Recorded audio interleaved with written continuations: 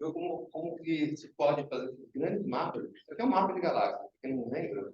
Cada pontinho é uma galáxia. Tem 200 mil. E isso é uma coisa moderna, né? E o que se faz aqui, então, é você ver onde está a galáxia, você vê o ângulo que ela faz, você consegue medir onde que ela está no céu, com essas coordenadas assim da minha mão. E a profundidade é o que chama redshift, que tem a ver com esse desvio das linhas espectrais que a gente viu na palestra passada. Então, se alguém não lembrar de alguma coisa, me avisa que eu falo de novo. Não tem problema nenhum, tá bom? Então, o que a gente viu foi como medir velocidades. E medir velocidades é relativamente simples. Por quê? Porque você precisa captar a luz dessas galáxias. Relativamente, que eu digo, é fácil falar, fazer outra história.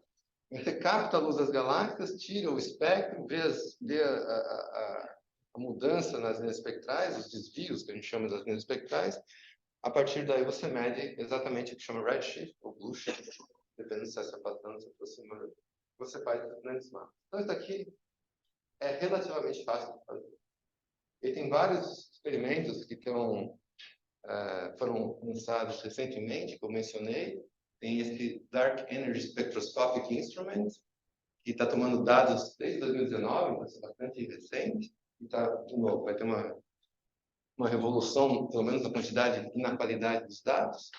Tem esse satélite Euclide, que foi lançado em julho desse ano, talvez você já tenha ouvido falar, vai dar o ponto Lagrange, está tomando dados, e tem um Legacy Service Space and Time, que vai começar a funcionar em 2025. Tá? Então, essa é são os experimentos que vão acontecer. Muito bem. Então, tem uma grande informação contida nessa distribuição das galáxias. Informação com relação ao nosso universo, um pedaço do universo, que a gente vai ver um pouco mais tarde. Então, a gente pode entender ou aprender qual é o melhor modelo que descreve o universo, também estudando esses grandes mapas de galáxias. Talvez a gente mostre isso um pouco mais adiante. Mas agora, eu quero acompanhar que eu parei a palestra anterior. Agora estou começando a palestra, essa palestra. Tá bom? E, de novo, se vocês tiverem qualquer dúvida, vocês parem, perguntem, porque para mim, são mais importantes, são as dúvidas de vocês. Eu preciso saber as dúvidas, é isso que eu preciso saber. Então, a gente viu como medir velocidades no universo. Agora eu quero mostrar para vocês como que a gente mede distâncias no universo. E medir distâncias no universo é muito mais difícil do que medir velocidades. Muito mais. Não tem uma régua para chegar até Marte. Como é que a gente vai medir distâncias, né? Então, a gente começa com distâncias mais próximas, distâncias menores, por exemplo. E uma distância que é muito comum, que é usada, é a distância entre a Terra e o Sol. A distância entre a Terra e o Sol é incrível, mas os gregos já sabiam como medir a distância Terra-Sol. Claro, isso foi aperfeiçoado a partir de medidas astronômicas. Eu não vou entrar em detalhes, porque tem vários pontinhos que são importantes para medir a distância Terra-Sol, mas hoje em dia é conhecido com bastante precisão. É claro que a distância Terra-Sol varia um pouquinho, né? Porque a órbita não é exatamente uma variação, tá vendo? Ali tem, mas é mais ou menos 150 milhões de quilômetros. E foi definida uma unidade astronômica, e tem um valor muito bem preciso, mas aproximadamente é isso, 150 milhões. Então, essa aqui é uma unidade que se usa em astronomia. A distância Terra-Sol se chama uma unidade astronômica. E é usada em astronomia. Mas o que a gente vai ver é que o que nós estamos interessados, a distância Terra-Sol é nada, é muito pequenininha. Então, apesar de ter 150 milhões de quilômetros, ainda é uma distância muito pequenininha dos nossos que a gente está interessado. Então, para nós, a unidade de distância, de novo, você pode escolher e medir as coisas nas unidades que vocês quiserem. Se eu quiser medir a distância de mim até o Arthur em milímetros, eu posso medir. Tanto faz. Tá? Mas não natural, medir em milímetros. Qual seria a distância? Qual seria a unidade natural para medir a distância entre o Arthur? No universo tem uma unidade que é mais natural, que é o ano-luz. Então, essa é a unidade de distância que a gente costuma usar. Ano-luz. E o que é a distância ano-luz? A distância ano-luz é a distância que a luz percorre em um ano. Isso é um ano-luz. Então, qual é a velocidade da luz? É finita, certo? Alguém lembra qual é a velocidade da luz, mais ou menos? 300 mil quilômetros por segundo. É muita coisa, 300 mil quilômetros por segundo. Então, em um ano, vamos ver, quantos segundos tem um ano? Alguém sabe? Essa aqui está complicado, né? Mas vocês sabem como calcular quantos segundos tem um ano, certo? É da ordem de 3 vezes 10 a 7 segundos. Um ano. Esse é um número que eu me lembro, porque a gente usa isso toda hora. Então, não é difícil calcular quanto que é essa distância de um ano-luz. É só pegar a velocidade da luz, que é 300 mil km por segundo, e multiplicar pela quantidade de segundos que tem em um ano. Se você fizer essa continha, vai dar algo como 10 trilhões de quilômetros. 10 trilhões de quilômetros. E aí a gente usa essa notação científica, que talvez alguns de vocês conheçam, talvez não, que é colocar o número de zeros na potência do 10 ali. Então, 10 a 13 quilômetros. Fica 1 com 13 zeros. A gente vai usar essa convenção, essa convenção científica algumas vezes. E, se eu colocar a distância Terra-Sol, são 8 minutos-luz. Então, se eu usar, em vez de quilômetros, são 150 milhões de quilômetros, usar o ano-luz, é muito pequenininho, certo? A distância Terra-Sol é muito pequenininha. Então, a gente pode usar minutos-luz também. O que é um minuto-luz? É quanta luz leva. A distância que a luz percorre em um minuto é um minuto-luz. Então, a distância Terra-Sol... Olá, tudo bem? Pode entrar. É 8 minutos-luz. Eu comecei mais cedo mesmo. Então, você veja, significa o quê? Significa que a luz leva 8 minutos para sair do Sol e chegar até a gente, certo? Então, quando você vê o Sol, você está vendo só 8 minutos. Tá? A luz dele levou 8 minutos para chegar. Muito bem. Então, uma das maneiras de você medir distância no nosso universo, e o que eu vou falar agora, é usando um método que se chama o método da paralaxe. Então, eu quero explicar para vocês o que é o método da paralaxe. Sabe por que a gente tem dois olhos? Por que a gente tem dois olhos? Vocês já tentaram enxergar com um olho só? Se você fechar um olho, o que acontece? Você perde a noção de profundidade, né?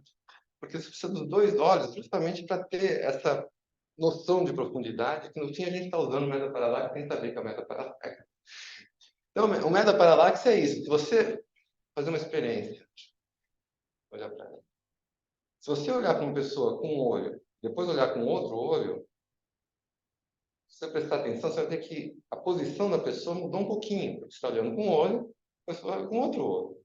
Então, a posição da pessoa com relação a uma coisa que está mais longe mudou um pouquinho.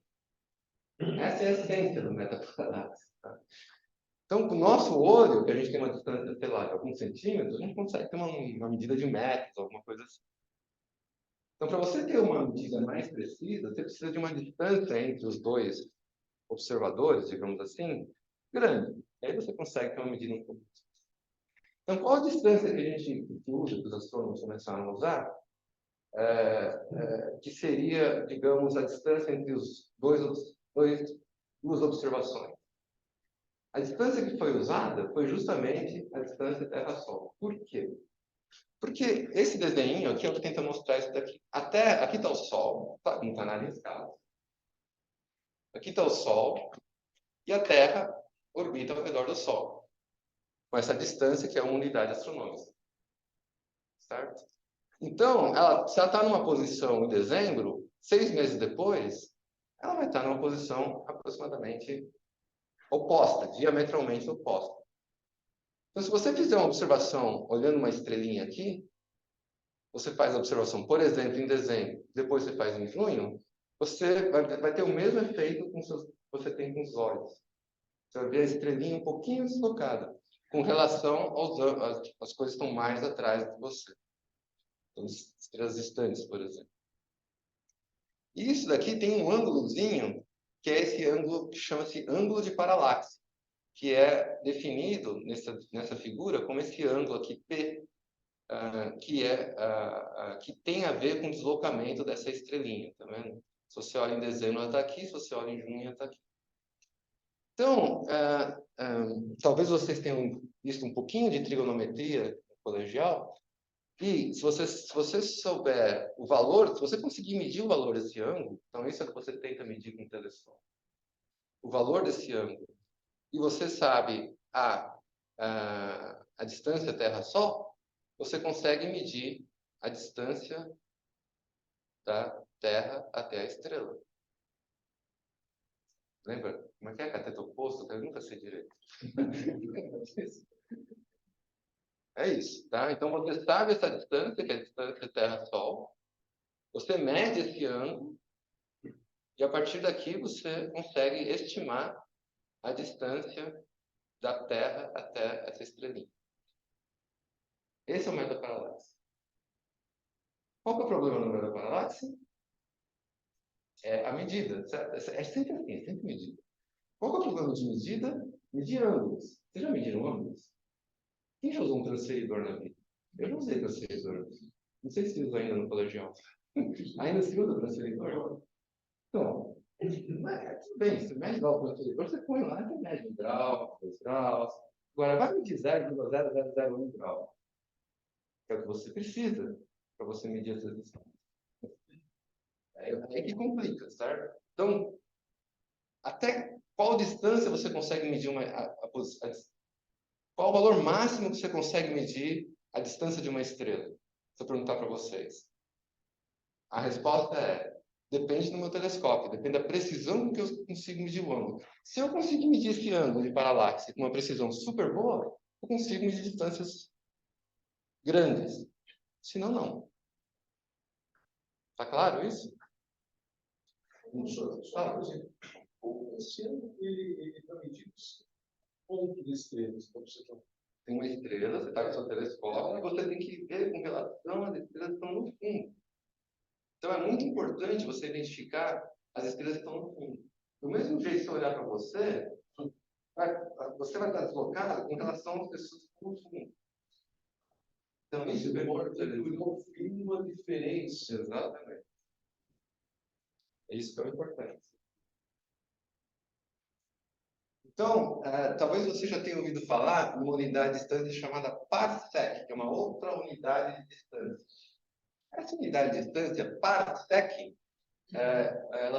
com o nome parsec, vem de juntar duas palavras, que é a distância, no fim é isso, é parallax second, é isso que é parsec. Então, o que é o parsec? O parsec é a distância de um objeto, de uma estrela, correspondente a um ângulo de 1 segundo de arco. Então, só para lembrar para vocês, o que é 1 segundo de arco? Então, vamos pensar. Então, 1 grau todo mundo sabe, certo? 1 grau, medir 1 grau. Tudo bem? Então, se você pegar 1 grau e dividir por 60, vai dar o quê? 1 minuto de arco. Pegar 1 minuto de arco e dividir por 60, vai dar 1 segundo de arco. Tá? Então, é assim que... 1 segundo de arco, então, é 1 sobre 60 vezes 60 de grau. Já pensou fazer isso no transferidor? Pega um transferidor, pega 1 grau e divide por 3.600. Você consegue medir? Eu não consigo. Então, tem que ter instrumentos muito delicados para medir essas coisas. Então essa distância de um parsec é a distância da Terra a uma estrela, cujo ângulo de paralaxe, esse ângulo que eu mostrei no slide anterior, é de 1 segundo de arco. E, por incrível que pareça, acho que isso é uma grande coincidência, é da ordem de anos-luz, não é muito diferente. Não precisava ser, mas, por incrível que pareça, enfim. 1 parsec é da ordem de 3 anos-luz. Precisava ser, mas é. Tá.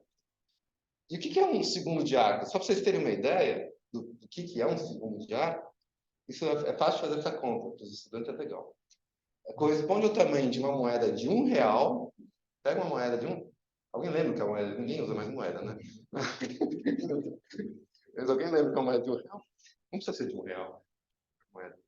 E põe uma distância de 2 quilômetros. Você tem uma de R$1. Pega essa moeda, coloca 2 quilômetros. 2 quilômetros de distância. O tamanho angular dessa moeda é 1 segundo de arco. Você percebe que o tamanho angular depende da distância para essa moeda? Percebe, né? Se eu colocar a moeda aqui, a moeda é enorme. O tamanho dela é grande. Mas se eu colocar aqui, vai ser enorme. Se eu colocar a 2 quilômetros, o tamanho dela é angular. Responde a são pequenininhas, as medidas são difíceis de fazer, mas tem instrumentos, e aí que vem a tecnologia, como sempre, né? Instrumentos cada vez mais sofisticados para você medir esses ângulos pequenininhos. E, talvez agora, dando um pulo, o instrumento mais sofisticado que a gente tem para medir esses ângulos é um satélite, está dentro de um satélite. Esse satélite chama-se Gaia. É um satélite da Agência Espacial Europeia e foi lançado em 2016. Então, esse é o estado da arte hoje. Peço desculpas que eu vou dar pulos aqui. Eu vou para o futuro, passado. Esse daqui é o futuro, é o atual. Esse é o estado da arte. Esse satélite Gaia está medindo esses ângulos de paralaxe de estrelas na nossa galáxia. Bilhões de estrelas na nossa galáxia. Qual é a precisão desse satélite Gaia? Então, deixa eu mostrar para vocês. É muito impressionante. Isso daqui é uma representação do que seria o disco da nossa galáxia, então, vendo assim. Aqui está o Sol, um dos braços espirais da galáxia. Claro que nada está em... Falta mais ou menos esse caso.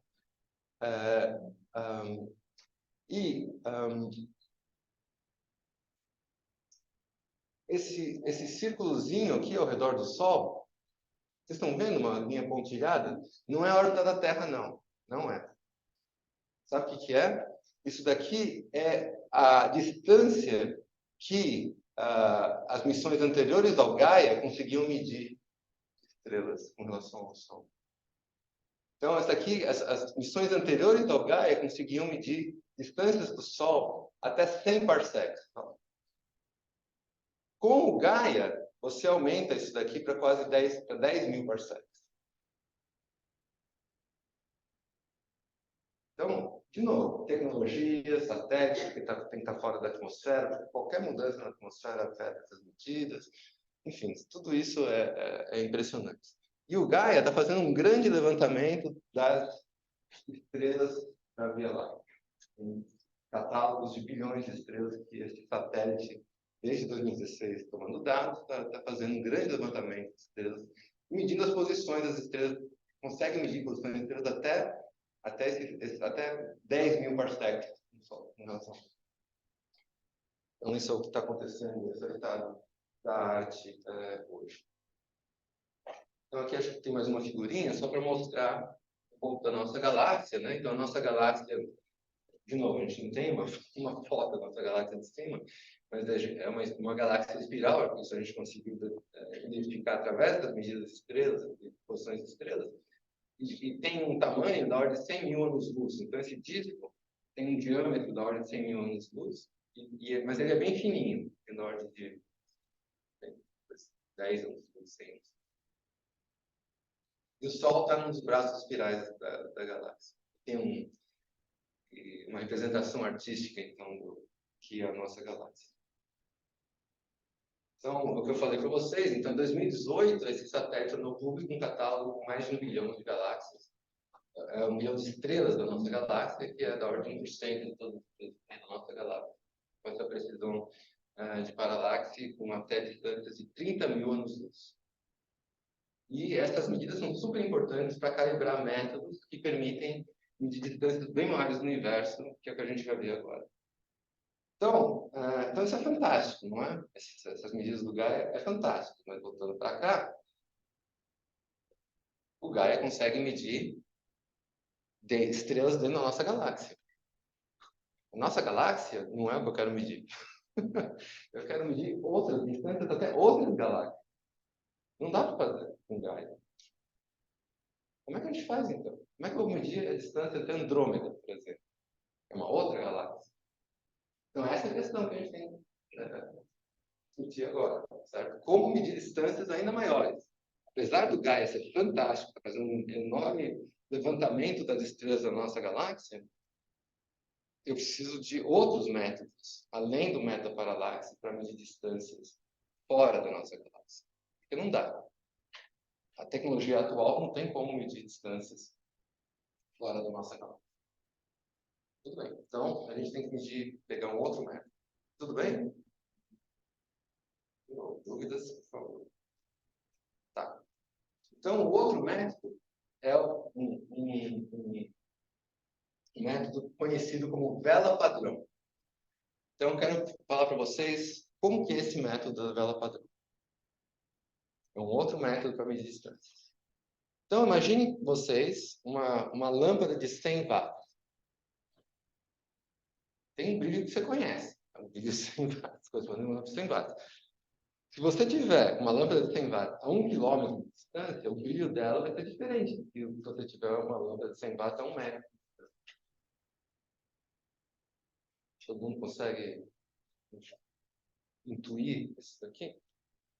Então, o que significa isso? Significa que, se você souber qual é o brilho intrínseco, digamos assim, de um objeto, e você mede o brilho que você mede, o brilho que você recebe, você consegue medir a distância.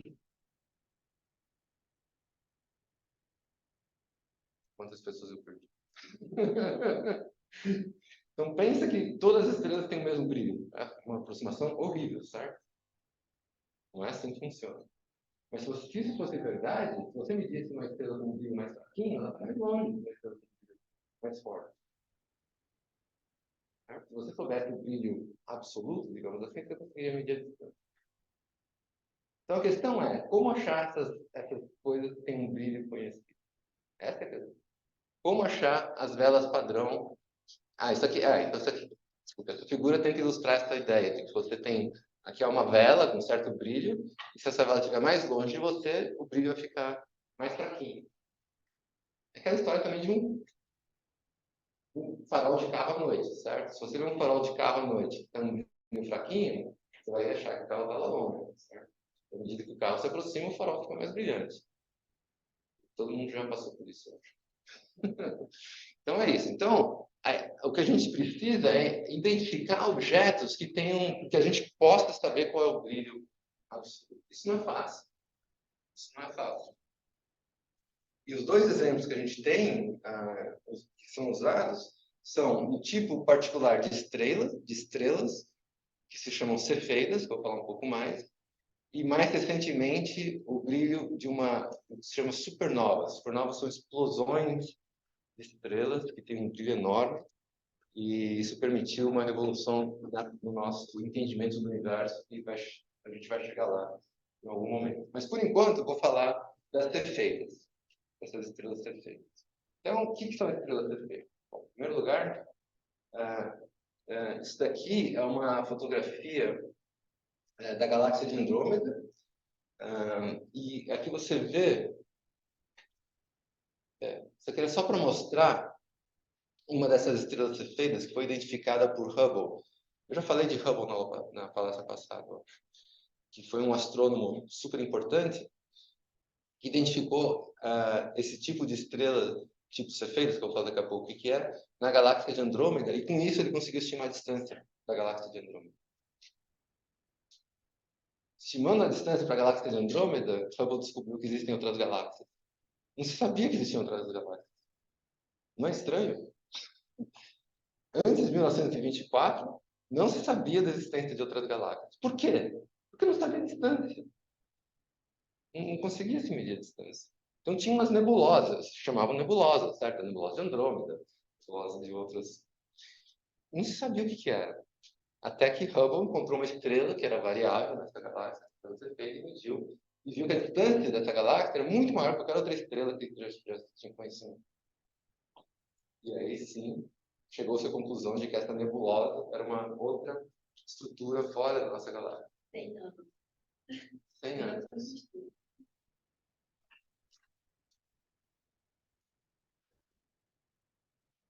Então, essa aqui mostra também.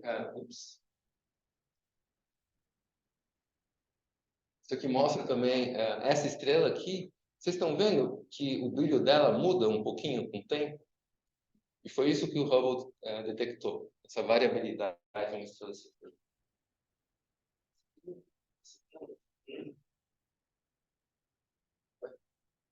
Vou ler alguma coisa.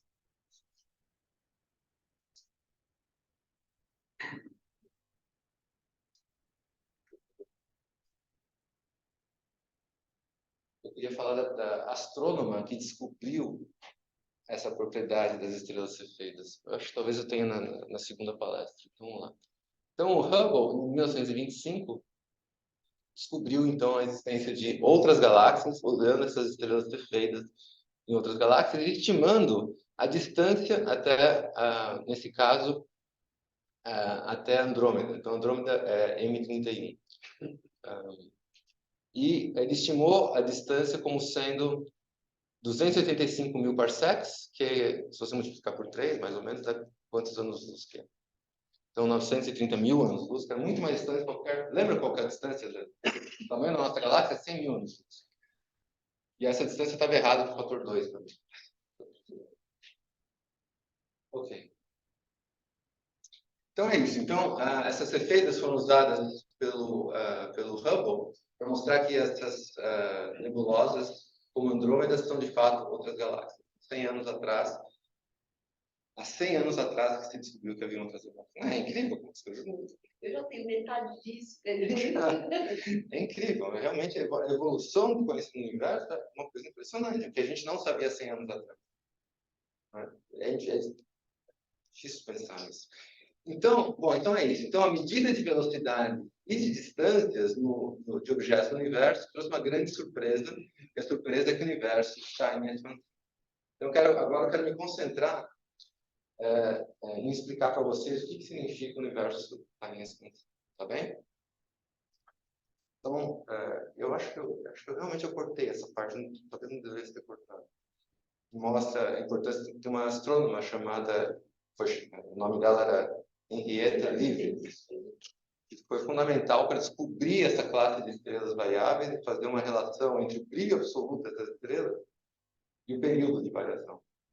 Então, se você soubesse, se você medisse o período que ela varia, então quanto tempo ela leva para ficar mais brilhante, menos brilhante, você conseguia saber qual é o brilho absoluto. Isso foi calibrado com métodos de paralaxe e depois foram usados para outras estrelas. Acho que eu deveria. Tá no livro, mas acho que eu não coloquei no livro depois. Tá, perguntas enquanto eu mudo aqui. Targal, você falou? Aqui. É. Tá, então agora eu vou começar a segunda palestra, tá? Aqui eu não tinha conseguido terminar o que eu queria falar na primeira palestra. Agora eu vou começar a segunda palestra. Então, tudo bem. Então vamos lá. Qual que é o roteiro da palestra de hoje? Eu quero chegar na expansão do universo. Mas antes de chegar na expansão do universo, eu quero falar um pouco o que aconteceu na parte teórica. Lembra que eu falei para vocês que o jeito que a ciência evolui, a cosmologia principalmente, é uma união entre os desenvolvimentos teóricos com os desenvolvimentos tecnológicos. Eu falei bastante de desenvolvimentos tecnológicos até agora, mas não falei muito do desenvolvimento teórico. Então, eu vou passar um tempo falando dos desenvolvimentos teóricos, em particular a grande, que eu chamo de revolução, de 1915, que foi a publicação da teoria da relatividade geral de Einstein. Depois eu vou falar dos primeiros modelos cosmológicos que apareceram e da expansão do universo. Esse é o plano da palestra de hoje. Então, vamos lá. Então, alguns avanços teóricos que aconteceram no decorrer do começo do século passado. Então, em primeiro lugar, uma coisa que foi muito importante foi o desenvolvimento da teoria da relatividade restrita de Einstein, em 1905, onde ele mostrou que as leis da física elas são invariantes com relação a diferentes referenciais que estão se movendo, mas com velocidades constantes entre si. Isso parece trivial, mas não é, porque Galileu já sabia mais ou menos isso. Não é trivial porque, apesar de chamar a teoria da relatividade, A teoria da relatividade, um dos postulados é um postulado absoluto. É interessante. O postulado é que a velocidade da luz é absoluta. Então, a velocidade da luz, essa foi a grande revolução, digamos assim. Que a velocidade da luz é independente do referencial. É muito estranho isso. Se você pensar bem, é muito estranho. Né? Se você me jogar uma bola para mim com uma certa velocidade, e você está parado com relação a mim, e se você estiver andando com uma certa velocidade e jogar a bola com a mesma velocidade que você jogou da outra vez, eu vou receber a bola com velocidade maior. Certo? Você poderia pensar a mesma coisa com a luz. Se alguém tiver com a luz, com esse laserzinho, e estiver correndo na minha direção, a velocidade da luz deveria ser maior. Porque ela é. Não é. Então, foi uma revolução também. Então, a velocidade da luz é absoluta e isso tem uma consequência de que o tempo não é absoluto. Uma coisa interessante. Então, o tempo depende do referencial. A gente sempre achava que o tempo era absoluto. Né?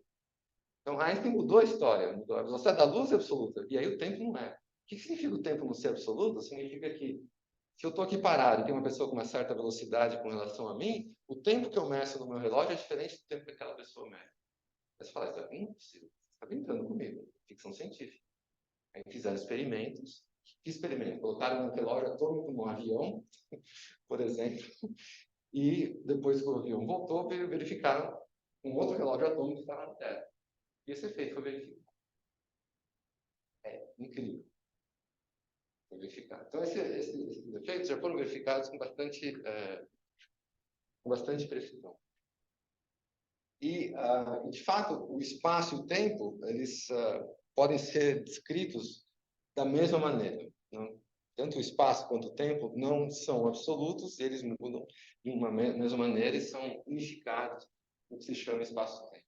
Isso foi em 1905. Tá? 1905. Claro que os experimentos demoraram bastante tempo até confirmarem, mas foi em 1905. Tem outras maneiras de você enxergar isso que é bacana, não é isso que eu quero fazer aqui. Bom, mas veja, tem uma restrição muito grande. Sabe por que chama relatividade restrita? Porque tem uma restrição. Qual que é a restrição dessa teoria? Porque tem que estar com velocidade constante. Então, eu comparo o que eu meço no meu relógio com alguém que está com uma velocidade constante em relação a mim. E se não tiver velocidade constante? Eu não sei. Eu não sei. Se velocidade não é constante, o que significa velocidade não ser constante? A velocidade está variando. O que a velocidade está variando significa ter aceleração. Aí eu já não sei. Não funciona mais. Einstein gastou 10 anos tentando generalizar a teoria da velocidade restrita, porque a teoria da restrita era restrita. E aí chegou uma teoria que era generalizada. Ninguém como chama teoria generalizada? Teoria geral. Então, tem a teoria da velocidade restrita porque é restrita. Tem a teoria da velocidade geral que é geral. Pronto. Então, Einstein começou a buscar por uma teoria que pudesse incluir observadores que não tivessem velocidades constantes, mas que fossem acelerados. E ele encontrou, no caminho dele, uma analogia que é muito importante, um princípio que ele levou em consideração na hora de desenvolver a teoria dele, que é muito importante. E esse princípio chama-se princípio da equivalência. Então, o que é esse princípio da equivalência? Isso é muito legal. Significa o quê? Significa que você não consegue distinguir duas situações. As situações são totalmente diferentes, mas se você está dentro de uma caixa, você não vai conseguir distinguir. Quais são essas duas situações? Imagina que está numa caixa, fechada, sem janela, e você está na superfície da Terra, você tem um objeto e você larga esse objeto. O que vai acontecer com esse objeto? Vai cair, com a aceleração dada por aceleração da gravidade na Terra.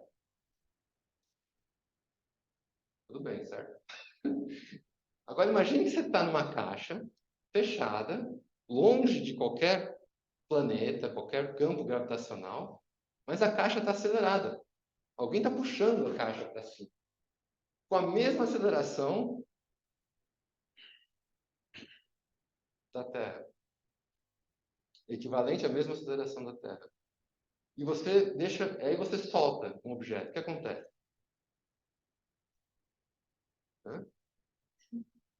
Então, deixa eu pensar, deixa eu voltar.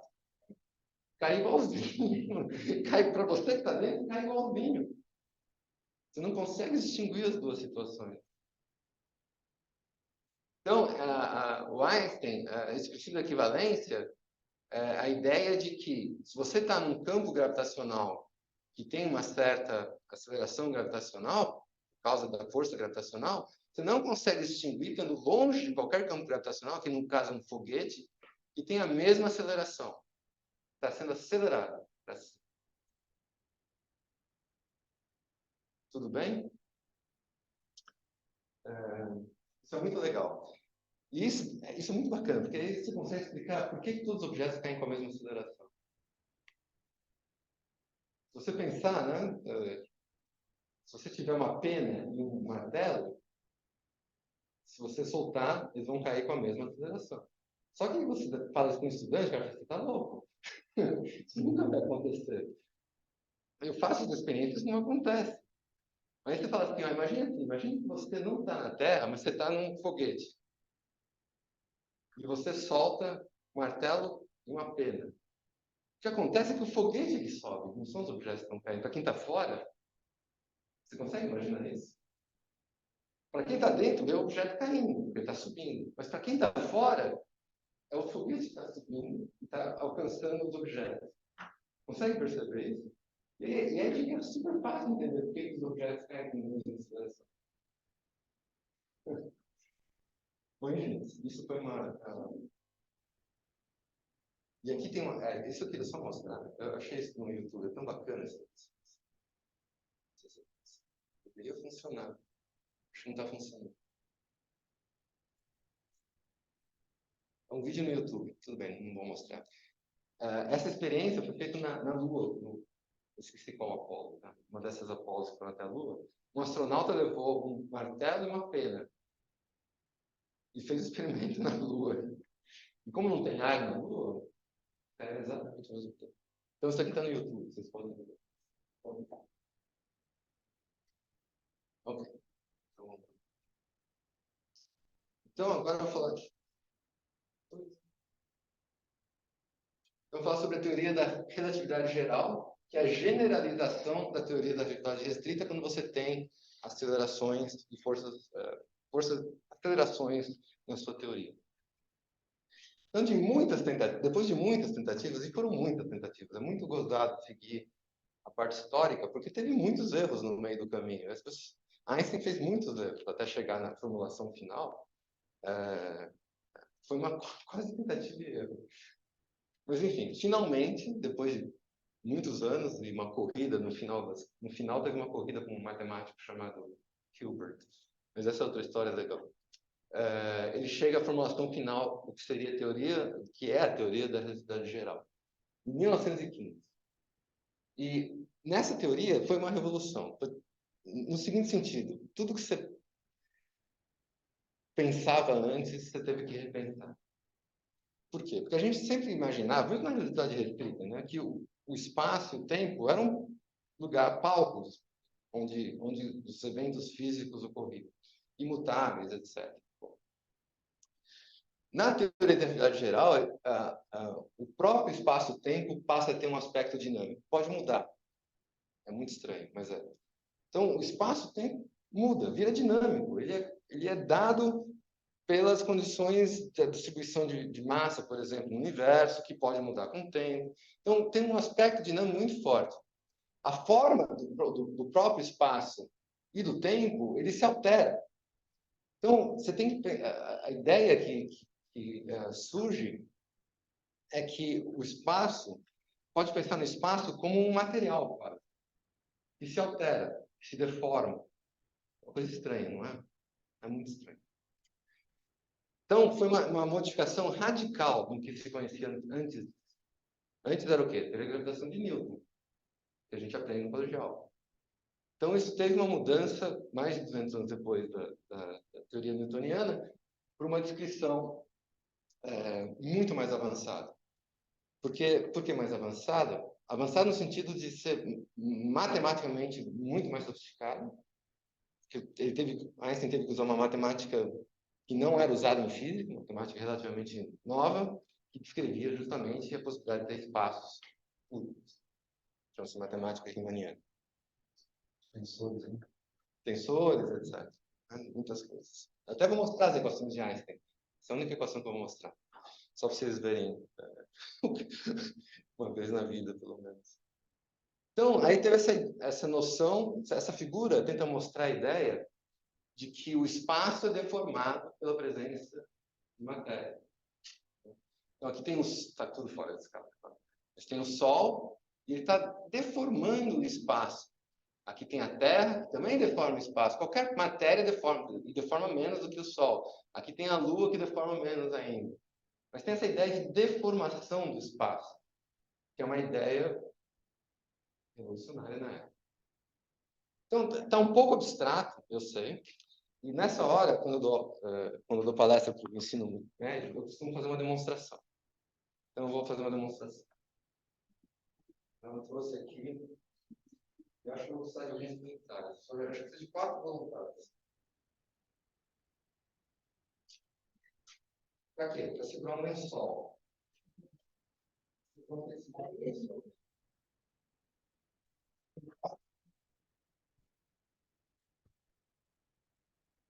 Lençol de casa. Mais uma vez. Porque cada um tem que segurar uma ponta, tá?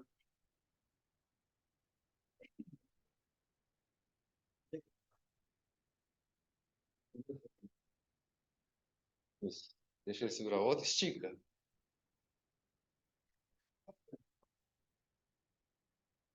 Agora eu vou mostrar o efeito, então, de você ter.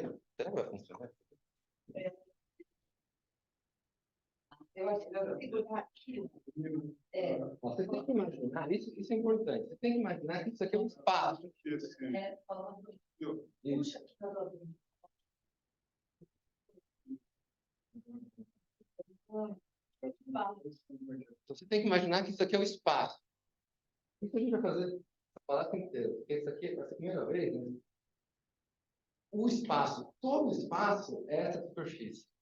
Tá? Não tem em cima, não tem embaixo. O espaço é toda a superfície. Claro que o nosso espaço é tridimensional. Mas é difícil imaginar espaço tridimensional puro. Por isso que a gente vai imaginar espaço duas dimensões puras. Mas todo espaço fica na superfície daqui. Não tem em cima, não tem embaixo, não tem todo espaço. Essa primeira grande abstração, e talvez a maior abstração dessa palestra. Então agora eu vou jogar um sol aqui. Uma massa. Ele deforma o espaço. Não tem cima, não tem embaixo. Ele deforma o espaço. Deformou o espaço. E agora eu vou jogar uma outra coisa.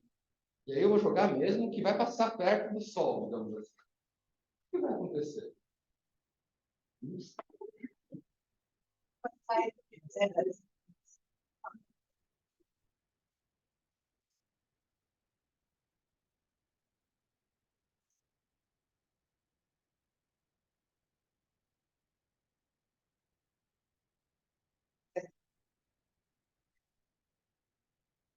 A trajetória dele não é mais reta.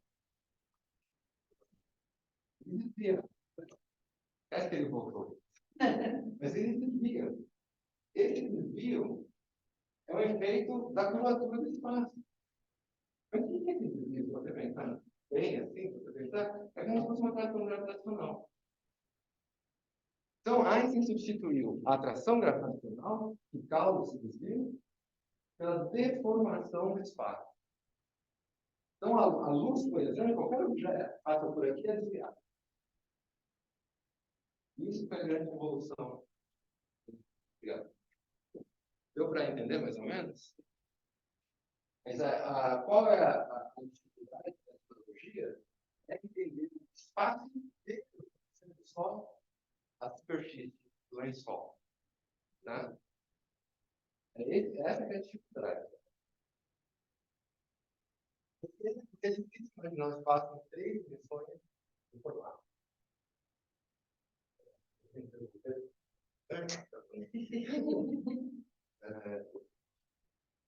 Então, por exemplo, isso daqui, essa ilustração, é exatamente o que eu fiz. Mostra o desvio de um objeto quando passa próximo ao campo gravitacional da Terra. Certo? Agora vocês entendem essa figura. Foi exatamente a demonstração que a gente...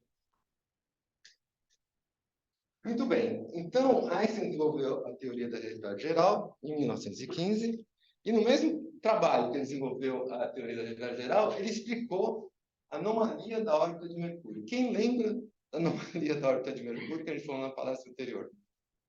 Que foi o Le Verrier postulou um planeta que chamava-se Vulcano para explicar a anomalia na órbita de Mercúrio, porque ele já tinha feito isso com a órbita de Urano e achou Plutão, enfim, tem toda essa história que está na palestra anterior.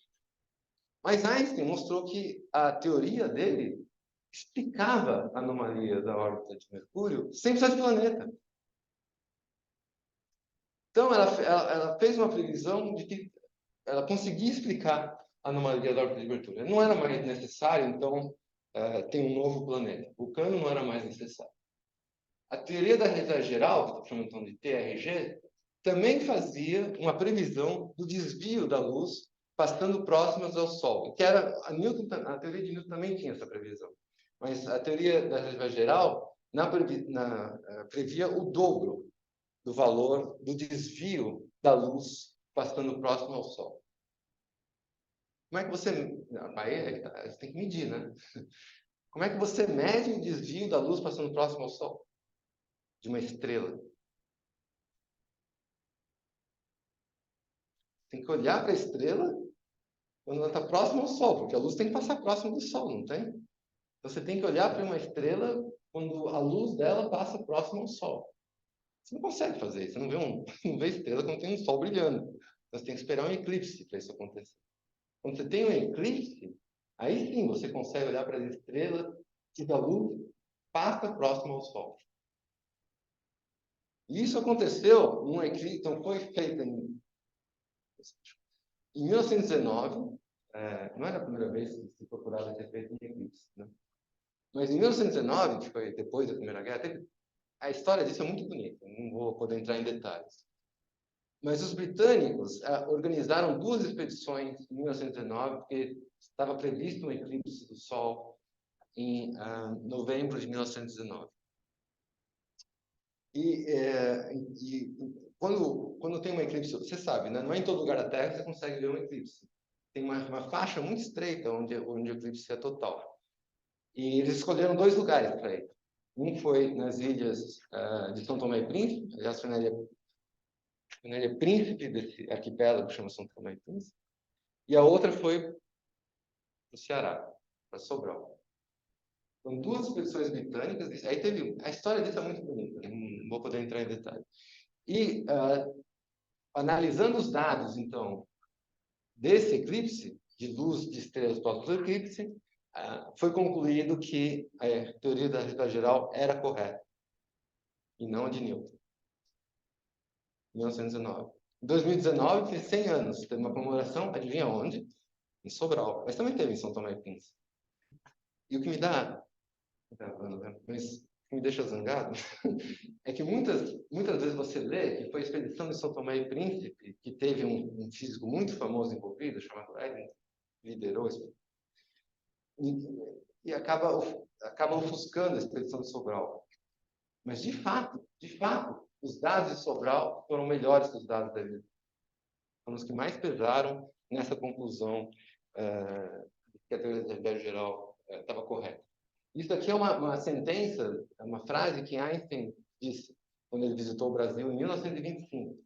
Em 1925, Einstein visitou o Brasil e a Argentina também, e Uruguai, se não me engano. E ele disse essa frase de que a ideia que minha mente concebeu foi provada nos céus claros do Brasil. Bonito, né? Mas ele também falou coisas más do Brasil. Não tem problema. Ok.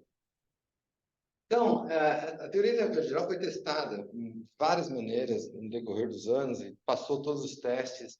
E eu não vou ter tempo de falar das outras consequências da teoria da relatividade geral. Eu escrevi no livro quando saí, mas eu não vou ter tempo de falar. Uma é a existência de buracos negros, uma previsão da teoria da relatividade geral, e a outra é também a existência de ondas gravitacionais. As 2 deram prêmio Nobel recente, tá? A descoberta de buracos negros e ondas gravitacionais. Eu não vou ter tempo de discutir aqui porque não tá exatamente ligado ao tema dessas palestras, que é a cosmologia, mas eu vou mencionar pelo menos os prêmios Nobel. Então, esse daqui foi o Prêmio Nobel de Física de 2020, e foi dividido entre dois astrônomos, Reinhard Genzel e Andrea Ghez, e um físico teórico chamado Roger Penrose. Roger Penrose previu a existência de buracos negros como sendo algo inevitável na teoria da relatividade geral. É um trabalho de uma página, incrível.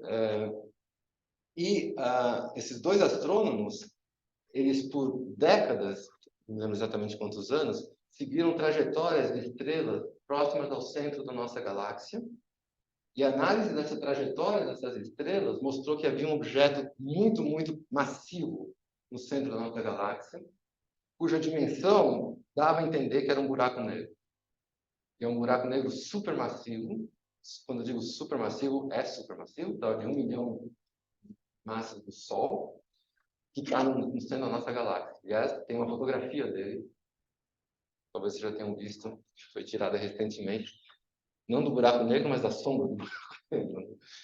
Enfim, então, o Penrose ganhou o prêmio Nobel pela descoberta de que a formação de buracos negros é uma previsão robusta da teoria da relatividade geral, e o Genzel e a Guest descobriram então, um objeto, eles não chamam de buracos negros, o pessoal do prêmio Nobel é muito conservador, né? Um objeto compacto, supermassivo no centro da nossa galáxia. É um buraco negro. Você não sabe analisar. É esse termo.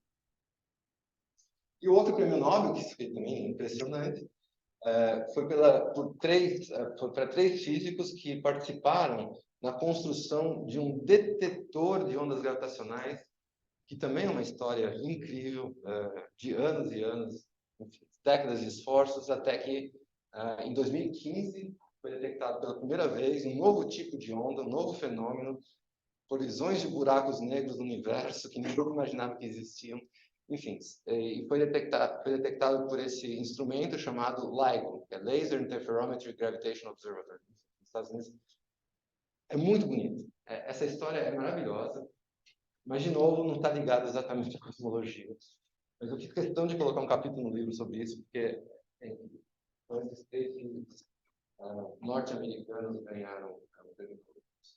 Ok. Então, agora a gente vai voltar para o nosso assunto, que é cosmologia, tá bom? Fecha esse parênteses, dessas confirmações da teoria da relatividade geral. Então, agora eu vou passar para os primeiros modelos cosmológicos. Mas, antes disso, acho que é bom ver se tem perguntas de vocês, curiosidades, alguma coisa. Vou tomar uma água.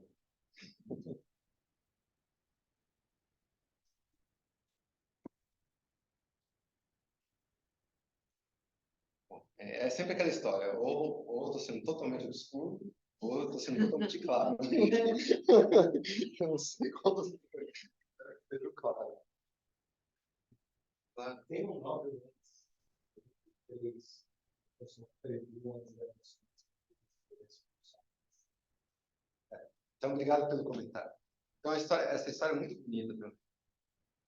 Então, tem objetos no universo chamados pulsares, que são objetos, são objetos que emitem luz de uma maneira muito, muito constante, precisa. E até aí tudo bem. Mas o que foi descoberto foi um sistema com dois pulsares, que emitem luz muito precisamente. E eles estão orbitando um ao outro. E esse sistema, os astrônomos mediram esse período, o tempo que leva para uma órbita, esse período que era muito preciso, os pulsares são muito precisos, eles acompanharam esse período por anos, 20, 30 anos. E o que eles viram é que o período diminuía. Levava cada vez menos tempo esse período diminuir, para eles completarem uma órbita, por exemplo. O que está acontecendo? Por que o período está diminuindo?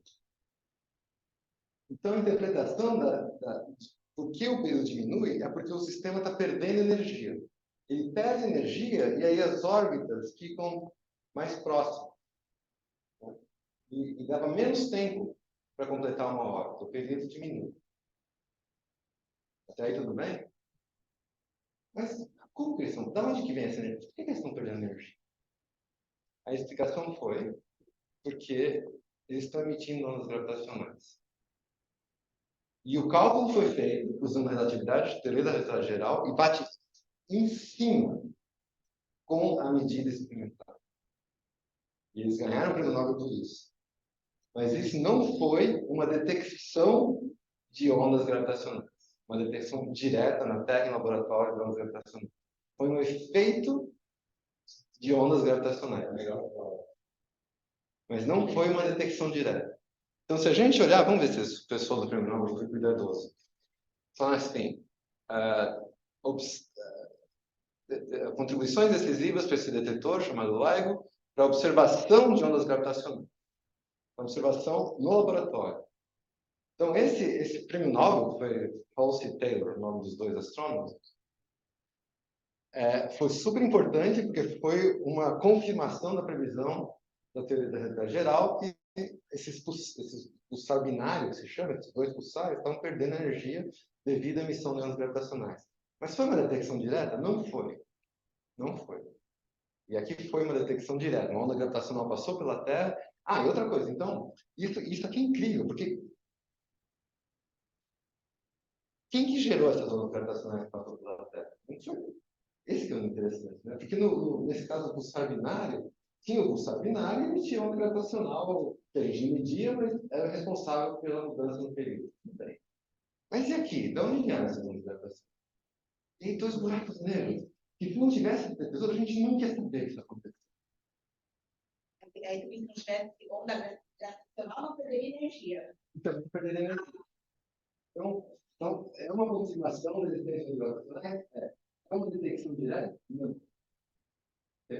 E esse tipo de experimento aqui na Terra abriu uma janela, uma nova astronomia, para eventos que a gente nem desconfiava que existiam no universo. Senão ele sempre ficaria com energia, não teria como escapar. Exato. Não teria por que diminuir o período. Entendeu?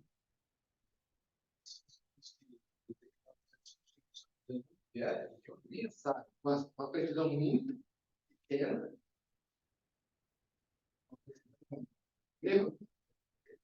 Porque você precisa de vários detetores para saber a direcionalidade. O LIGO são dois detetores nos Estados Unidos. Um fica no estado de Louisiana e outro fica no estado de Washington. Uma distância de centenas de quilômetros. E tem um outro detetor na Itália, chamado Virgo, que aliás não entrou no prêmio Nobel. Não entrou. Acho que o Virgo não estava ativo nessa. Com esses três detetores, você consegue ter uma ideia de onde vem, mas o erro ainda é grande. Então, por isso, essa é uma das motivações de construírem mais detectores de ondas gravitacionais. Então, está sendo construído acabou a construção de um no Japão, chama-se Kagra, que é um detetor de ondas gravitacionais no Japão. E a Índia está construindo um. Sabia que o Brasil tinha um também? Sabia? Esfera. Esses aqui são outros. Mas isso não tem problema. Não, porque não. Para você detectar, você precisa de uma sensibilidade. Ele não tinha sensibilidade suficiente.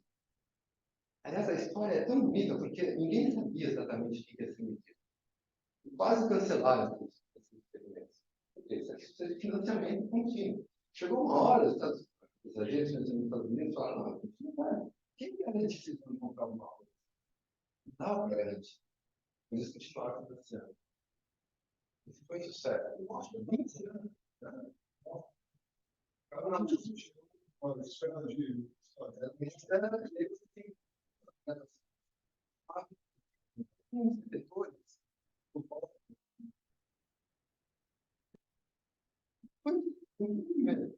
Desde a década de 70, instrumentos foram construídos para detectar ondas gravitacionais. Também não com esferas, tem outras esferas também. No mundo inteiro. Isso foi uma corrida. Foi uma corrida para conseguir detectar ondas gravitacionais. E a história, essa história também é muito. É que eu fico falando, sido parado. Mas a história é tão bonita, porque, primeiro, teve um físico chamado Joseph Weber. E era um físico experimental, começou a ver bastante teoria, e depois de uma conferência, acho que eu conto isso mesmo também. Ele montou o primeiro detetor de gravitação, que era um cilindro super sensível, e ele tinha certeza que tinha achado uma gravitação. Explicou o trabalho, sabe? Eu vi esse sinal, tenho certeza que é uma gravitação intensa. O que aconteceu? O que acontece em ciência. Vários outros grupos montaram os mesmo tipo de experimento para tentar enxergar a mesma coisa. Enxergar. E aí todo mundo acha que o Weber... Sabe, tem uma coisa chamada... Já ouviu falar de tese de confirmação? Alguém já ouviu falar de tese de confirmação? Você quer confirmar uma coisa, o mais honesto que você seja. Você tem um viés nos dados. Ele não mudou os dados, mas ele... Tem muita coisa que ele fez. Mas isso fica muito ruim para a área de busca de gravitacionais. Por quê? Porque todas as pessoas que não acharam nada ficaram loucas da vida. E aí, para conseguir financiamento com um novo detetor, não foi simples. E tem toda essa história no background. E esse LIGO quase foi cancelado, não foi fácil. Mas, felizmente, a National Science Foundation continuou financiando. Se vocês quiserem saber mais detalhes, tem um livro muito bom. Esse título em português. Em inglês é Black Hole Blues, da Jana Levy. Foi traduzido em português pela Companhia das Ciências. Eu recomendo que vocês leiam esse livro, porque essa história é fascinante. Pode ser qualquer coisa, exatamente o objeto da estrutura. A gente mas vamos fazer essa pergunta. Existe a possibilidade de não ser só jogados neles. Podem ser objetos compactos. Então, tem um outro tipo de objeto compacto que não chega a ser jogado, mas chama estrelas de nêutrons. Essas estrelas de nêutrons também podem se explodir e emitir ondas gravitacionais. Só que, ao mesmo tempo, elas emitem um múltiplo processo. E isso aconteceu em 2017. Que esse foi em 2015, né? Já tem na hora de 100 eventos gravitacionais. Já tem na hora de 100 eventos gravitacionais. Mas até agora, um que tenha, que eles chamam de contraparte de luz eletromagnética, só um. E aí, mas é muito fraquinho. Boa pergunta. Vamos gravitacionais nesses detetores, acontece forte, muito intenso. Então, só quando eles fundem, antes de fundirem, não dá para detectar. Isso é mentira também. Só que é uma tão fraquinha que não dá para detectar. Tem que esperar.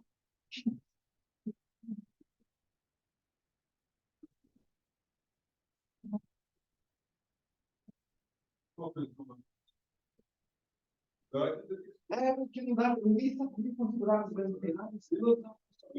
Mas eu não sei. Também não dá. Não, você realmente não tem. Aliás, não. Isso é muito legal. Porque muita gente falava,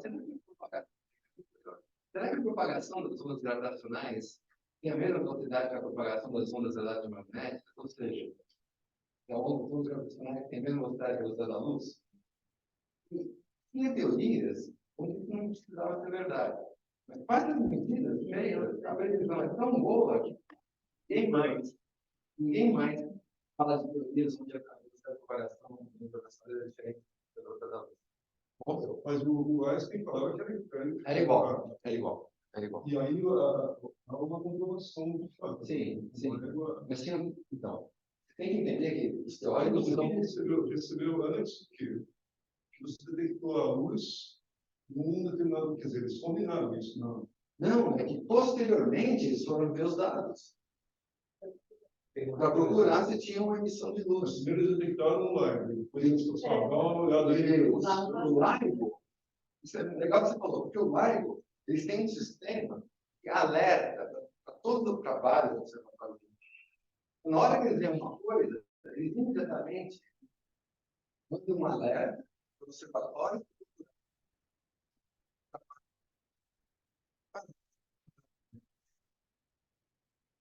E nesse de Newton foi detectado luz, foi detectado raios gama, foi detectado rádio, talvez, não lembro, e vários comprimentos de onda diferentes. Eram duas crescimentos, porque é isso.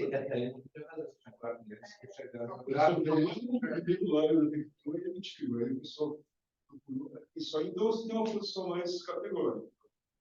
Todo evento que usar de experimentos tem uma precisão maior de resultado. mas na hora que o LIGO detecta, ele não sabe o que é. E aí ele lança uma alerta. Isso que é interessante. E aí todos os que recebem esse alerta, todos que querem, vão e procuram, porque tem mais ou menos produção, tem muita precisão, como eu falei. E nesse caso de 2017, vários observatórios, esse daqui, que é o Guardian Survey, conseguiu identificar a fonte. A história é assim. Mas é direitinho, professor. Qual é o comprimento dessa onda gravitacional? Ela é muito pequena, ela passa pela Terra toda, passa pela mas ela passa dentro do Brasil também. Qual é o comprimento dela? Essa é uma boa pergunta. Eu vou me lembrar de cabeça, eu vou dar uma olhada.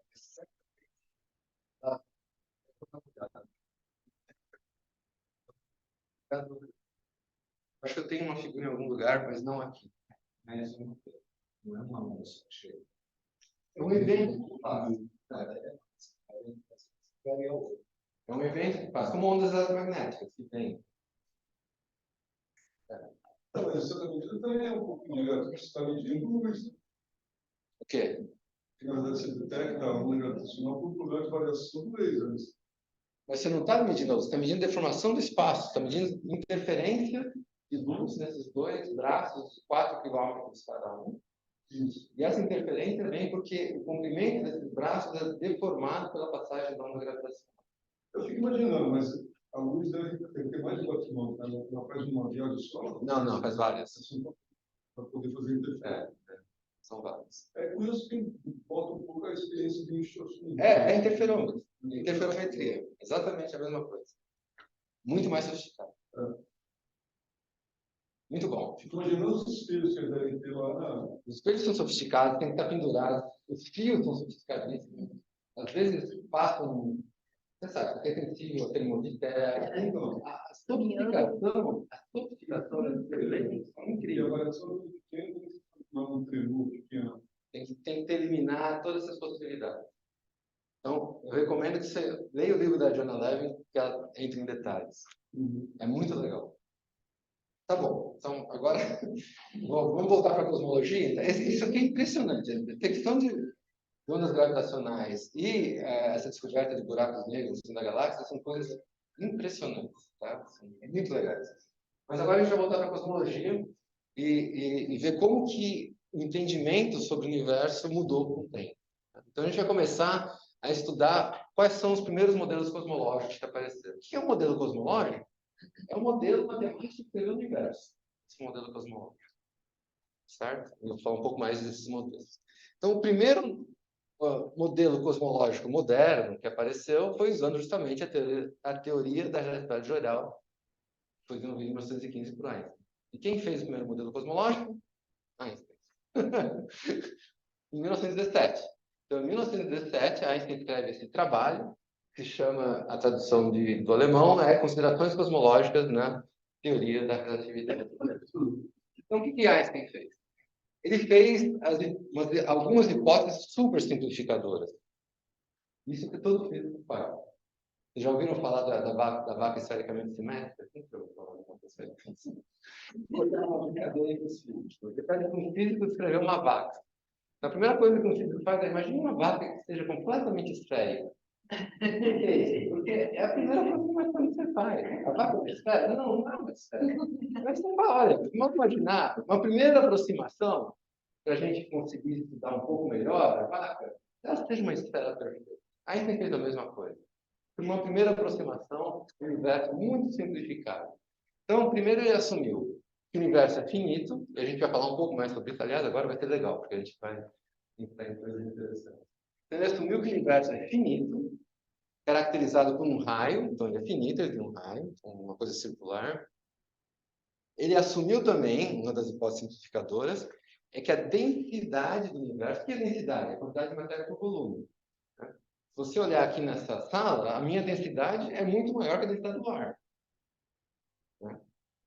Mas, em primeira aproximação, se você olha o universo em enormes escalas, a gente assumiu, vamos simplificar o negócio. Densidade é qualquer ponto de espaço na densidade. Super simplificador. Né? Super simplificador. E mais uma coisa que ele assumiu. Ele assumiu que o universo é estático. Ele não muda com o tempo. Ou seja, que tanto raio... Quais são as duas quantidades? É raio e densidade. Tem outra coisa. É raio e densidade. Tinha outra coisa. Esses são os dois parâmetros. E ele, quando ele disse que o universo é imutável, ele disse que o raio do universo e a densidade não mudam com o tempo. Isso quer dizer imutável. São independentes do tempo. E por que ele assumiu isso? Porque não tinha nenhuma evidência que não era assim. Não tinha nenhuma evidência na época que o universo mudava com o tempo. Então ele assumiu essas três hipóteses simplificadoras. E com essas três hipóteses simplificadoras,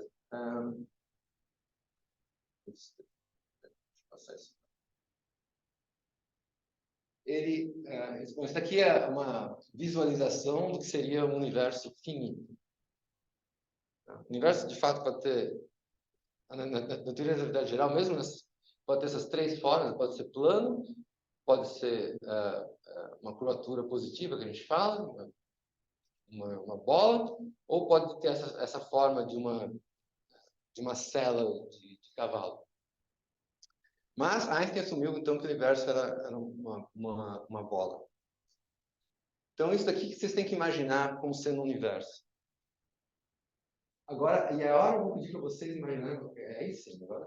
Lembra da superfície que eu falei? Que o universo todo tem que ser uma superfície? O que é o universo aqui para vocês? Se vocês olham daqui.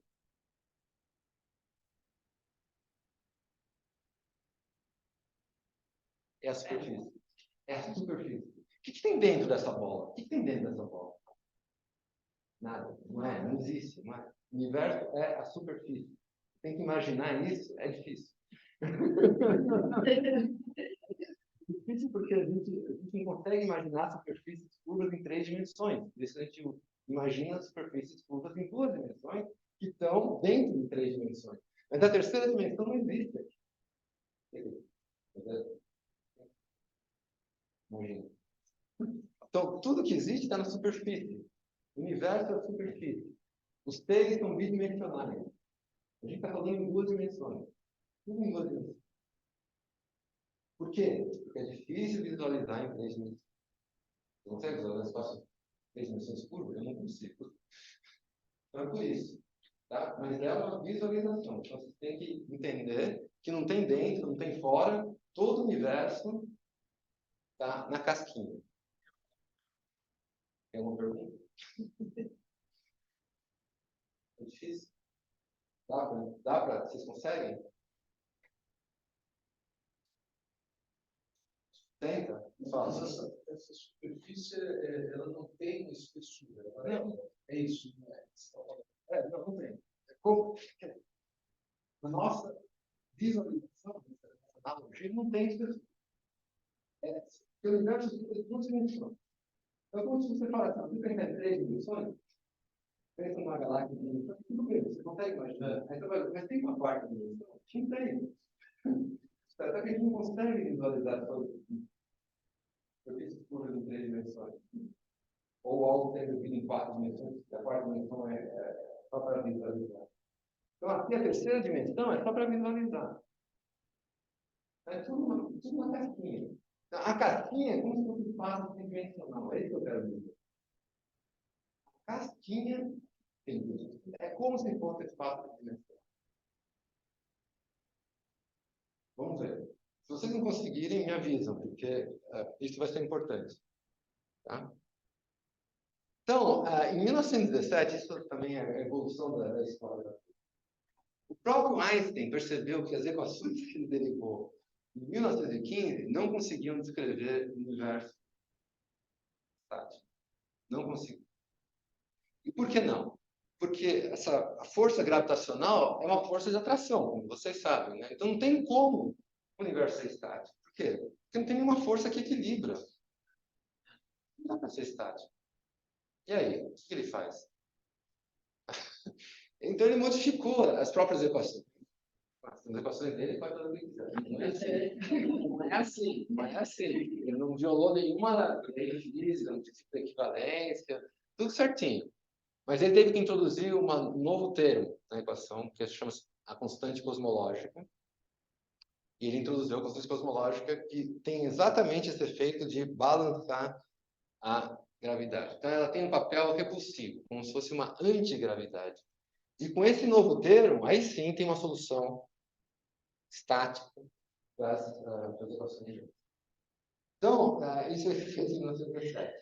E agora eu vou mostrar para vocês, só para vocês verem o que é, porque às vezes a gente fala e nunca mostra. Vou mostrar para vocês as equações de Einstein. Só para mostrar. Não significa muita coisa, só vou mostrar. Essas são as equações de Einstein. Você fala, por que são as equações? Só tem uma. Só tem uma, mas são, de fato, são 10. E já vou falar por que são 10. Então, só para mostrar, não é? Só para ver que tem coisa por trás, não é só falar, tá bom? Esse lado esquerdo aqui é o lado que fala sobre a geometria do universo. Então, como que o universo está curvado, se é fechado, se é aberto, qual que é o raio de curvatura, tudo isso está nessas letras aqui, que eu não vou explicar direito o que é. Mas isso daqui chama-se tensor de Riemann, isso daqui chama tensor de Ricci, desculpa, escalar de Ricci. Isso aqui é a métrica, que descreve como se mede distâncias no universo. E aqui é o termo da constante cosmológica. Esse lambda maiúsculo aqui é o que a gente denota como sendo constante cosmológica. Então, todo esse lado esquerdo aqui, a gente fala que descreve a geometria do universo com a constante cosmológica. E do lado direito é a quantidade de matéria. Lembra que eu coloquei o Sol no espaço? O Sol curva o espaço. Essa equação mostra como o Sol curva o espaço. A matéria do Sol está no lado direito da equação. A curvatura do espaço está no lado esquerdo da equação. Só para mostrar para vocês que existe algo por trás de tudo isso. O que é o M? Desculpa. O G grande é a gravidade ou o G pequeno é a gravidade? O G, isso aqui é a mesma coisa. O G com subscrito N. Subscrito. Isso aqui é constante gravitacional e N é de Newton. E por que tem o N? Né? Acho que no colegial a gente não põe N, né? Não. É porque tem um outro G. Um G maiúsculo, que foi inventado por um cientista chamado Enrico Fermi, para explicar desintegração de nêutrons, em tipo de partículas. Um outro G, que a gente chama de GF. Então, eu devia ter tirado, você tem razão. Né? Porque ninguém põe G. Ninguém põe G. São físicos que fazem trabalho. Porque, de novo, tem dois Gs maiúsculos famosos. Um é o G de Newton, por isso eu coloquei o N, e o outro é GF, que é G de Fermi. Não tem nada a ver um com o outro, nada a ver. O G minúsculo, isso daqui, tá vendo? Tem dois índices aqui, Mi e Mi. Isso daqui é o que descreve como que você mede a distância do universo. Realmente descreve como o espaço está curvo. Isso se chama métrica. O nome disso é métrica. Então, esse G minúsculo, que a gente chama de métrica do espaço-tempo. Esses índices Mi e Mi, eles vão de 0, 1, 2 e 3. 0 é a componente do tempo, 1, 2 e 3 são as três componentes espaciais. Então, por isso que eu falei que são 10 equações, porque, de fato, isso daqui tem 4 por 4. Então, é uma matriz 4 por 4. Pessoal, mas, projeto, matriz 4 por 4, 4 vezes 4 é 16, não é 10. Eu falei que são 10 equações. Mas é uma matriz simétrica. Então, a matriz 1, 2 é igual a 2, 1. Não são independentes. E aí, se você fizer a conta, você vai ver que tem 10 equações independentes.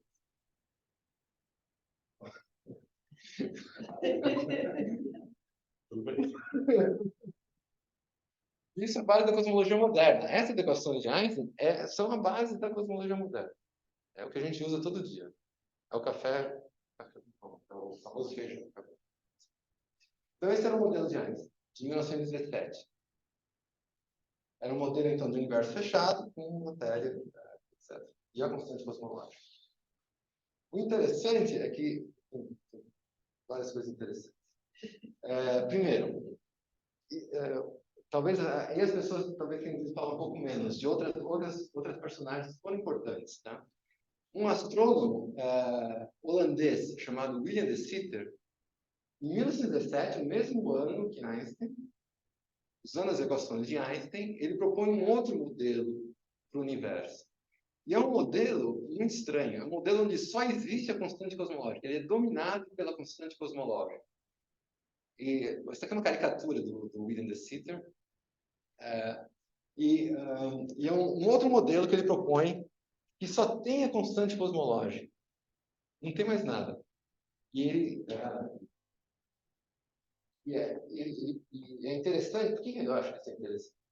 Porque existe... Aí você pode perguntar, bom, então tem dois modelos diferentes. Tem o do Einstein, que tem matéria e constante cosmológica. Então tem tanto a matéria aqui...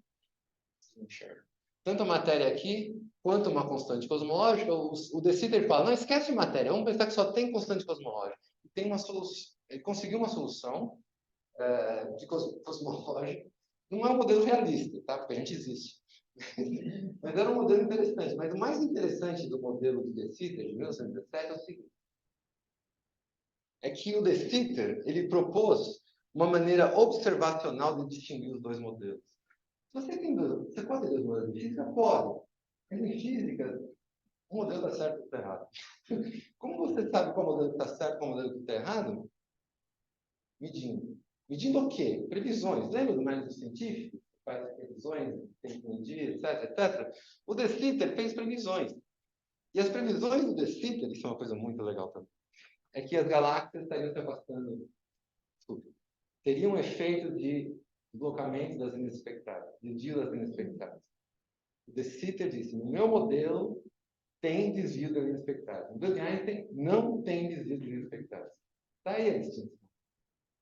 Então, essa é uma carta de Einstein a De Sitter que diz o seguinte, um dia, olha que legal, né? Nosso conhecimento acerca da posição das linhas espectrais, como funciona a distância, será suficientemente precisa para nos permitir decidir empiricamente se a constante cosmológica existe ou não. Ou seja, qual modelo que está o correto. Se é tudo constante cosmológica, se não é tudo constante. Aí diz assim, a criatividade é uma boa mola propulsora, mas péssima juízo.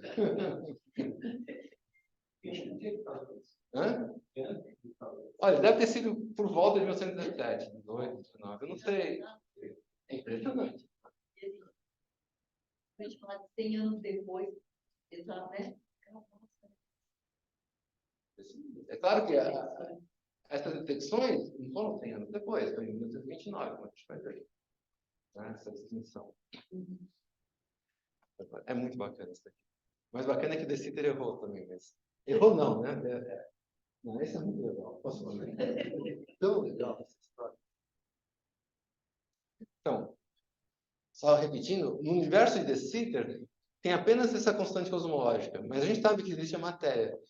Então, como é que esse modelo pode funcionar? Então, de novo, é uma aproximação válida quando a quantidade de matéria for pequena comparado com a densidade do universo. E o surpreendente, aí é que tá, aí acho que talvez isso você tenha falado, né? É que esse é o caso do nosso universo hoje. Hoje o nosso universo tem mais constante cosmológica do que matéria. Então, hoje, o nosso universo é descrito em boa aproximação pelo universo de Si. Vai saber. Impressionante. Então, hoje, a gente vai chegar lá. Como é que a gente sabe que 70% do universo hoje está na forma de constante cosmológica? A gente vai chegar lá, talvez. Eu tenho mais duas palestras. Tá, então, isso foi 1917. A gente vai dar um pulinho para 1922. Em 1922, um jovem físico russo chamado Alexander Friedman, que estudou relatividade geral por conta própria, basicamente, bem comigo, o Einstein visitou São Petersburgo. um amigo lá chamado Paul Ehrenfest, o professor de São Pedro. Então, tem tantas ligações assim que a gente não... Incrível. Bom, enfim, ele estudou as equações de Einstein e, de novo, com aquelas aproximações de densidade constante, raio constante, não, raio variável, podia variar com o tempo, e densidade também. Mas a densidade não mudava no espaço, mas variava no tempo.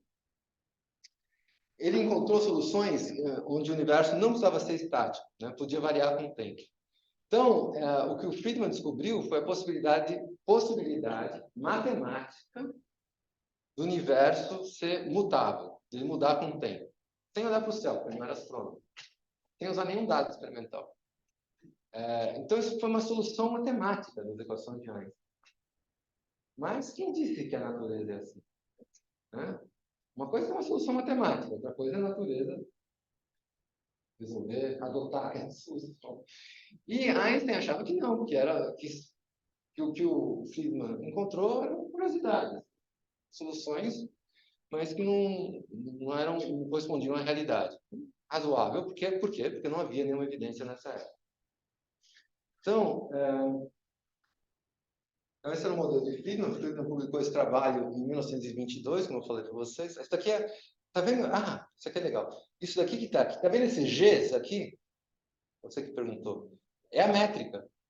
É a métrica. E esse daqui é o raio do universo. Esse Rzão aqui é o raio do universo. Isso daqui é como se mede uma distância. E o que o Friedman falou, o trabalho foi de 22, como eu falei para vocês, que o raio do universo depende de x4. Sabe o que é x? Eu falei para vocês que tinha 0, 1, 2, 3. Às vezes as pessoas fazem 1, 2, 3 e 4. O Friedman usava 1, 2, 3 e 4. 4 é o tempo. Então ele dizia aqui que o R pode depender dessa x4. O que é x4? É tempo. Podia depender do tempo. E é proporcional ao raio de curvatura do universo, do espaço, que pode então mudar com o tempo. Então isso foi o trabalho de Friedman em 22. Ele morreu em 25. Ele morreu muito cedo. Morreu de febre tifoide, muito cedo. E agora, eu quero falar uma coisa para vocês que é muito importante. Eu quero ver se vocês conseguem entender. E tem a ver com modelos. Então, Friedman, ele tinha vários modelos. Se você olhar o trabalho dele, vários comportamentos no universo. Podia se expandir, podia se contrair, podia se expandir para sempre, podia voltar. Vários, cíclico, né? Vários modelos. Aí uma coisa que eu quero explicar para vocês é por que a gente tem muitos modelos com a mesma equação. É a mesma equação. São as equações de Einstein. Como é que pode ter tanto comportamento diferente? Pode ser estático, mas tinha uma solução estática. Pode aumentar com o tempo, pode diminuir com o tempo, pode aumentar e diminuir, pode fazer um monte de coisa. Mas é a mesma equação. Vocês já se perguntaram por que isso acontece? Como é que você pode ter a mesma equação para ter diferentes modelos? Então, eu vou explicar. Eu quero ver se vocês entendem. Tem uma boa explicação agora. Eu estou curioso para saber se vocês... Então, eu vou falar sobre modelos. Então, a primeira coisa que eu tenho que dizer sobre modelos é assim. Modelos têm parâmetros. São parâmetros, né? Então, deixa eu voltar para a equação de Einstein. Tem parâmetros. Onde é que estão os parâmetros? Os parâmetros estão, por exemplo, aqui, a quantidade de matéria que eu tenho. Eu não sei, a priori, qual a quantidade de matéria. São parâmetros que eu tenho que estimar e colocar e ver o que acontece no modelo, certo? Tem parâmetros da constante cosmológica. Não sei qual é o valor da constante cosmológica. Então, esses são os parâmetros de um modelo. E determinados parâmetros. Dependendo dos parâmetros, as soluções do modelo são diferentes. Aí vocês vão dizer, você está ficando louco. Está muito abstrato. Então, eu quero deixar isso um pouco menos abstrato. Vamos ver se eu consigo. Então, é isso daqui. Modelos e seus parâmetros. Então, o que eu quero dizer é assim, diferentes modelos podem surgir de uma mesma equação, dependendo do valor dos seus parâmetros. Por quê? Como assim? Vou dar um exemplo para vocês. Está vendo essas três curvas aqui? Elas parecem ser bem diferentes, não? Eu não vou falar por quê. Mas se você olhar essas três curvas, são bem diferentes. Essa aqui está decrescendo, essa aqui aumenta, mas essa aqui aumenta mais rápido ainda. São diferentes, não são? Mas elas vêm de uma mesma equação. Vem de uma equação chamada equação da parábola. Talvez você já tenha ouvido falar. A equação da parábola tem três parâmetros, A, B e C. Esta aqui é uma equação de uma parábola. Tá? Y igual a x ao quadrado, mais b, x mais c. Equação de uma parábola. Eu simplesmente fiz o gráfico de três parábolas aqui. com parâmetros diferentes. Parece diferente, não é? É a mesma coisa da equação de Einstein. Tem parâmetros. Não são A, B e C, mas tem parâmetros. A quantidade de matéria, a quantidade de energia escura, a quantidade, a valor da constante cosmológica, são parâmetros. Para cada valor de parâmetro, você pode ter comportamentos diferentes. E o que a gente vai fazer... Lembrando que se você estabelecer esses parâmetros, você tem duas soluções. Além disso, você tem duas soluções. Tem que ter os parâmetros, exatamente. Então, aqui você pode ter duas soluções, mas a equação é uma só. Isso que eu quero dizer. Então, com a mesma equação, você pode ter diferentes soluções. Então, o que a gente vai fazer em cosmologia é tentar estimar os parâmetros do universo. O que são os parâmetros do universo? É a quantidade de matéria, que eu falei, a quantidade de matéria, a quantidade de luz, a quantidade de energia escura, a quantidade de matéria escura. Esses são os parâmetros que a gente tem. Então, o que a gente faz é, a partir das medidas, estimar quais são os parâmetros. Isso a gente não quer mais saber as equações, a gente sabe as equações. Vocês entendem isso? A gente sabe quais são as equações. A equação é a equação de Einstein. O que a gente quer saber é os parâmetros. Isso que a gente vai fazer.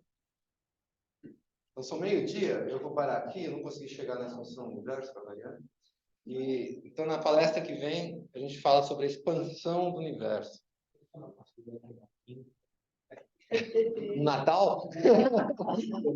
Só se quiserem fantasiar para o Pai Natal. Hoje.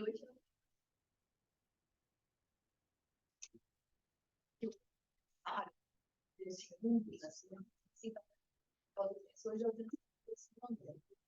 tenho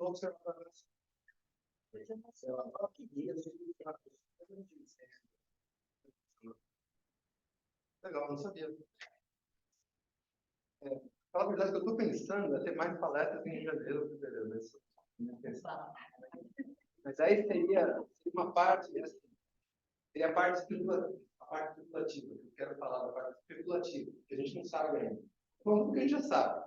Eu quero falar o que a gente não sabe. Mas eu quero deixar bem claro que a gente não sabe. Tá, porque se tivesse mais uma palestra, seria dia... Não sabe, né? Não sabe. Então, se a gente tiver palestras mais, vai ser no ano que vem. Antes do carnaval. mas...